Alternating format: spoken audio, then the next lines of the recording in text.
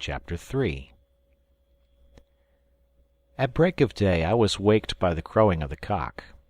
I summoned my wife to council, to consider on the business of the day. We agreed that our first duty was to seek for our shipmates, and to examine the country beyond the river before we came to any decisive resolution. My wife saw we could not all go on this expedition, and courageously agreed to remain with her 3 youngest sons, while Fritz, as the eldest and boldest, should accompany me. I begged her to prepare breakfast immediately, which she warned me would be scanty, as no soup was provided. I asked for Jack's lobster, but it was not to be found. Whilst my wife made the fire and put on the pot, I called the children, and asking Jack for the lobster, he brought it from a crevice in the rock, where he had hidden it from the dogs, he said, who did not despise anything eatable. "I am glad to see you profit by the misfortunes of others," said I. "And now will you give up that large claw that caught your leg, and which I promised you, to Fritz as a provision for his journey?" All were anxious to go on this journey, and leaped around me like little kids, but I told them we could not all go. They must remain with their mother, with Flora for a protector. Fritz and I would take Turk. With him and a loaded gun, I thought we should inspire respect. I then ordered Fritz to tie up Flora and get the guns ready. Fritz blushed, and tried in vain to straighten his crooked gun.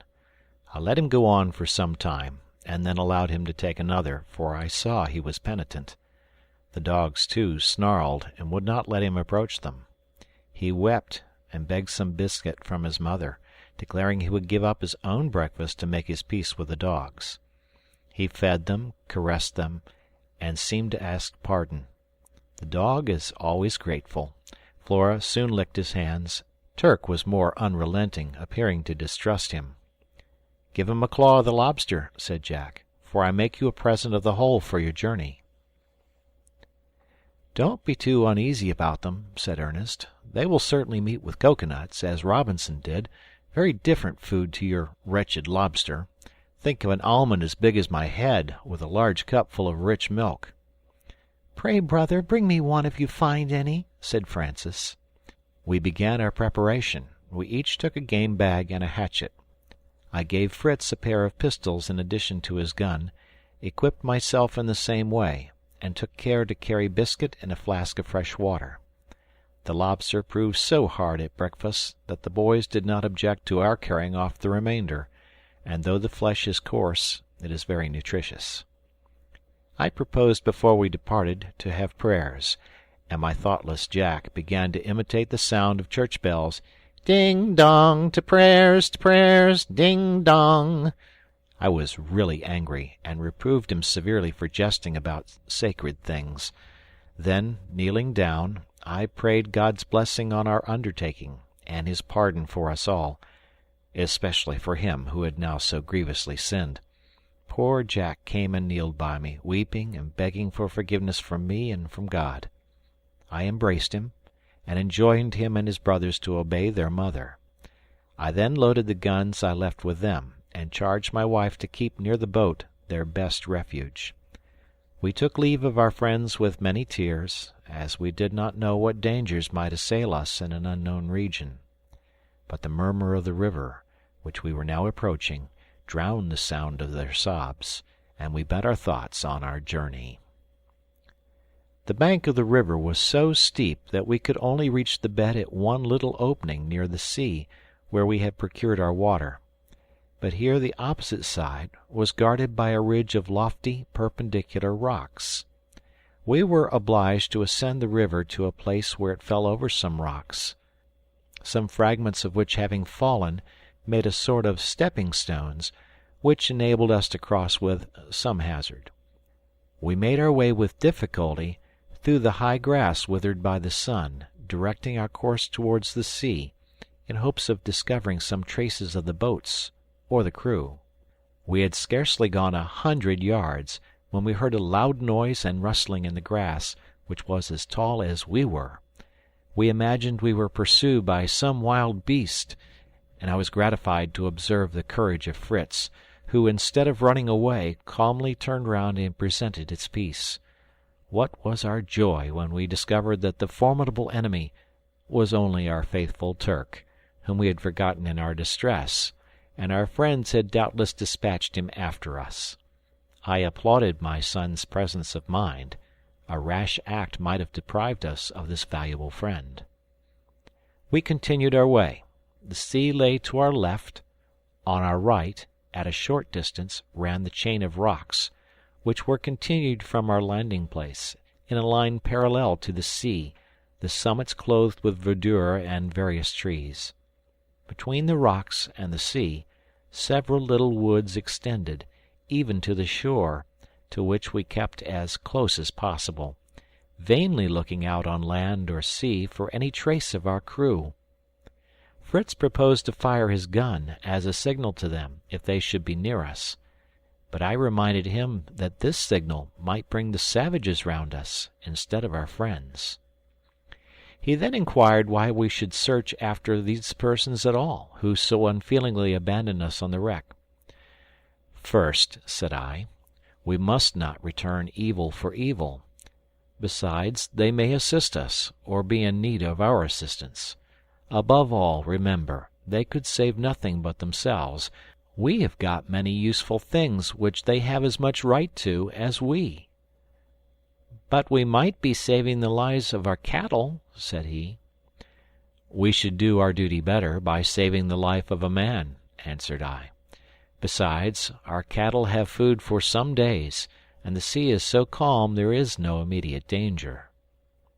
We proceeded, and entering a little wood that extended to the sea, we rested in the shade near a clear stream and took some refreshment.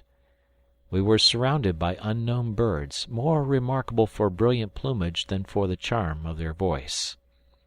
Fritz thought he saw some monkeys among the leaves, and Turk began to be restless, smelling about, and barking very loud. Fritz was gazing up into the trees, when he fell over a large round substance, which he brought to me, observing that it might be a bird's nest. I thought it more likely to be a cocoanut. The fibrous covering had reminded him of the description he had read of the nests of certain birds, but on breaking the shell we found it was indeed a cocoanut, but quite decayed and uneatable. Fritz was astonished. Where was the sweet milk that Ernest had talked of? I told him the milk was only in the half-ripe nuts, that it thickened and hardened as the nut ripened, becoming a kernel. This nut had perished from remaining above ground. If it had been in the earth, it would have vegetated and burst the shell. I advised my son to try if he could not find a perfect nut. After some search, we found one and sat down to eat it, keeping our own provision for dinner. The nut was somewhat rancid, but we enjoyed it, and then continued our journey.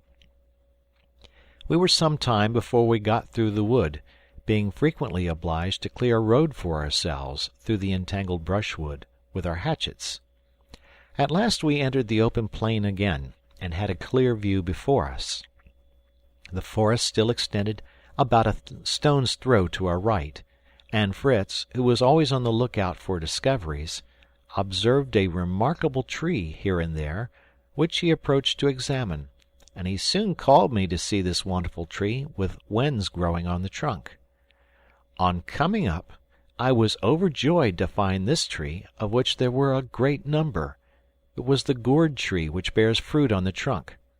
Fritz asked if these were sponges. I told him to bring me one, and I would explain the mystery. "There's one," said he, "very like a pumpkin, only harder outside." "Of this shell," said I, "we can make plates, dishes, basins, and flasks. We call it the gourd tree." Fritz leaped for joy. "Now my dear mother will be able to serve her soup properly." I asked him if he knew why the tree bore the fruit on its trunk, or on the thick branches only. He immediately replied that the smaller branches would not bear the weight of the fruit. He asked me if this fruit was eatable. "Harmless, I believe," said I, "but by no means delicate. Its great value to savage nations consists in the shell, which they use to contain their food, and drink, and even cook in it." Fritz could not comprehend how they could cook in the shell without burning it. I told him the shell was not placed on the fire, but being filled with cold water and the fish or meat placed in it, red-hot stones are, by degrees, introduced into the water till it attains sufficient heat to cook the food, without injuring the vessel. We then set about making our dishes and plates. I showed Fritz a better plan for dividing the gourd than with a knife.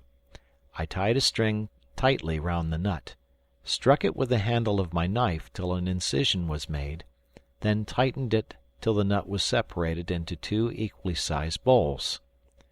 Fritz had spoiled his gourd by cutting it irregularly with his knife. I advised him to try and make spoons of it, as it would not do for basins now. I told him I had learnt my plan from books of travels. It is the practice of the savages, who have no knives, to use a sort of string made from the bark of trees for this purpose. "But how can they make bottles?" said he. "That requires some preparation," replied I. "They tie a bandage round the young gourd near the stalk, so that the part at liberty expands in a round form, and the compressed part remains narrow. They then open the top and extract the contents by putting in pebbles and shaking it. By this means they have a complete bottle." We worked on. Fritz completed a dish and some plates to his great satisfaction, but we considered that, being so frail, we could not carry them with us. We therefore filled them with sand, that the sun might not warp them, and left them to dry till we returned. As we went on, Fritz amused himself with cutting spoons from the rind of the gourd, and I tried to do the same with the fragments of the cocoanut, but I must confess my performances were inferior to those I had seen in the museum in London, the work of the South Sea Islanders. We laughed at our spoons, which would have required mouths from ear to ear to eat with them. Fritz declared that the curve of the rind was the cause of that defect. If the spoons had been smaller, they would have been flat, and you might as well eat soup with an oyster shell as with a shovel. While we talked, we did not neglect looking about for our lost companions, but in vain. At last we arrived at a place where a tongue of land ran to some distance into the sea, on which was an elevated spot favorable for observation. We attained the summit with great labor, and saw before us a magnificent prospect of land and water, but with all the aid our excellent telescope gave us, we could in no direction discover any trace of man. Nature only appeared in her greatest beauty. The shore enclosed a large bay, which terminated on the other side in a promontory. The gentle rippling of the waves, the varied verdure of the woods, and the multitude of novelties around us would have filled us with delight, but for the painful recollection of those who, we now were compelled to believe, were buried beneath that glittering water. We did not feel less, however, the mercy of God, who had preserved us, and given us a home, with a prospect of subsistence and safety. We had not yet met with any dangerous animals, nor could we perceive any huts of savages. I remarked to my son that God seemed to have destined us to a solitary life in this rich country, unless some vessel should reach these shores. "And his will be done," added I. "It must be for the best. Now, let us return to that pretty wood to rest ourselves and eat our dinner before we return." We proceeded towards a pleasant wood of palm trees, but before reaching it, had to pass through an immense number of reeds, which greatly obstructed our road. We were, moreover, fearful of treading on the deadly serpents who choose such retreats. We made Turk walk before us to give notice, and I cut a long thick cane as a weapon of defence. I was surprised to see a glutinous juice oozing from the end of the cut cane. I tasted it, and was convinced that we had met with a plantation of sugar canes. I sucked more of it, and found myself singularly refreshed. I said nothing to Fritz, that he might have the pleasure of making the discovery himself. He was walking a few paces before me, and I called to him to cut himself a cane like mine, which he did, and soon found out the riches it contained. He cried out in ecstasy, "Oh, papa, papa, syrup of sugar cane! Delicious! How delighted will dear mamma and my brothers be when I carry some to them!" He went on, sucking pieces of cane so greedily that I checked him, recommending moderation. He was then content to take some pieces to regale himself as he walked home, loading himself with a huge burden for his mother and brothers. We now entered the wood of palms to eat our dinner, when suddenly a number of monkeys, alarmed by our approach and the barking of the dog, fled like lightning to the tops of the trees, and then grinned frightfully at us, with loud cries of defiance. As I saw the trees were cocoa palms, I hoped to obtain, by means of the monkeys, a supply of the nuts in the half-ripe state, when filled with milk. I held Fritz's arm, who was preparing to shoot at them, to his great vexation, as he was irritated against the poor monkeys for their derisive gestures. But I told him, though no patron of monkeys myself, I could not allow it. We had no right to kill any animal except in defense, or as a means of supporting life. Besides, the monkeys would be of more use to us living than dead, as I would show him. I began to throw stones at the monkeys, not being able, of course, to reach the place of their retreat, and they, in their anger and in the spirit of imitation, gathered the nuts and hurled them on us in such quantities that we had some difficulty in escaping from them. We had soon a large stock of coconuts. Fritz enjoyed the success of the stratagem, and when the shower subsided, he collected as many as he wished. We then sat down and tasted some of the milk through the 3 small holes which we opened with our knives. We then divided some with our hatchets, and quenched our thirst with a liquor, which is not, however, a very agreeable flavour. We liked best a sort of thick cream which adheres to the shells, from which we scraped it with our spoons, and mixing it with the juice of the sugar cane, we produced a delicious dish. Turk had the rest of the lobster, which we now despised, with some biscuit. We then got up. I tied some nuts together by their stems and threw them over my shoulder. Fritz took his bundle of canes, and we set out homewards. End of chapter.